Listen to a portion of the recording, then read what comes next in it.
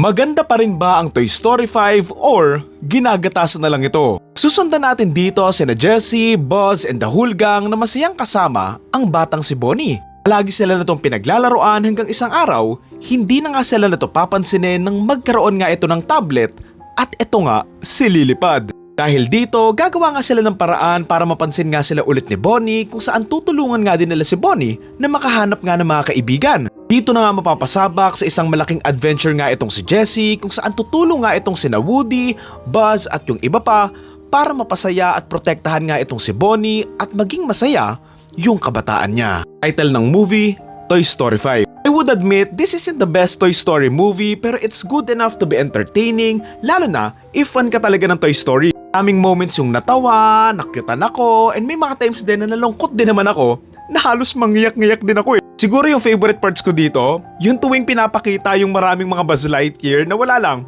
ang cool lang ng concept ng mga laruan na naligaw sa isang isla, tapos pare-parehas nga lang sila ng itsura. Dito sa movie na to, kumpara mo nga doon sa mga last na Toy Story movies, ang pinakabida naman dito ay si Jessie, pero andito pa rin naman sina Buzz and Woody and malaking parte pa din naman sila ng kwento. Baga dito kasi, okay na yung arc nila parehas eh. So it's more on exploring na lang talaga yung relationship and pagkakaibigan nga nilang dalawa. And that's okay kasi Jessie as the lead, sobrang effective niyang character given na may mga bubog din naman siya doon sa past niya. Kaya dito nagustuhan ko rin talaga that they try to do something different and explore different characters nga na at least hindi siya bagong character in a way but a character na medyo matagal-tagal na rin nating nakakasama sa mga previous Toy Story movies. What I love pa about this film, hindi sila masyadong nagre-rely sa mga previous films and this film has the feel ng para bang new beginning sa Toy Story franchise. Fresh and relevant naman, especially doon sa pagsakop nga ng mga technology sa mga bata,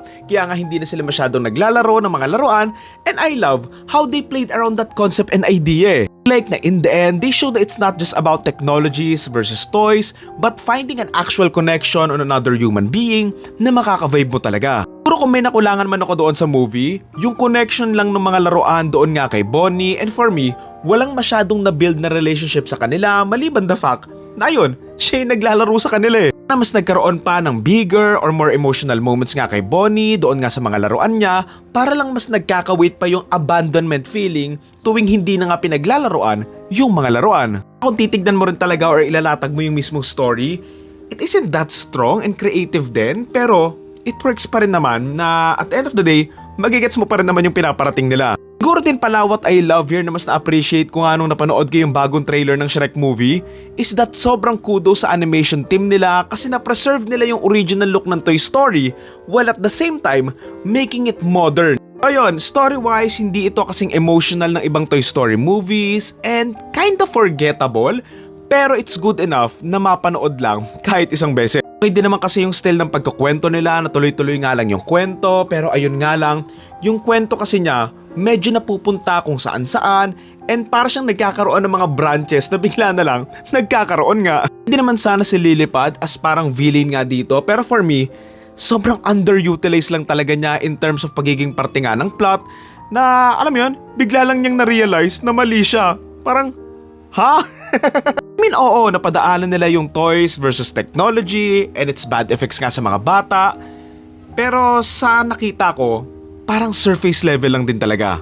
Overall, na-appreciate ko pa rin naman yung movie, it's fun, may puso yung pagkakagawa, and it's nice to see Buzz, Woody, Jessie, Rex, Mr. Potato Head, sila Slinky, and the whole gang after so many years. Kasi alam mo yun, childhood ko din naman tong Toy Story eh. So yun lang, again ang title ng movie ay Toy Story 5 and ang torta rating ko for this film ay 7 or 7.5 out of 10.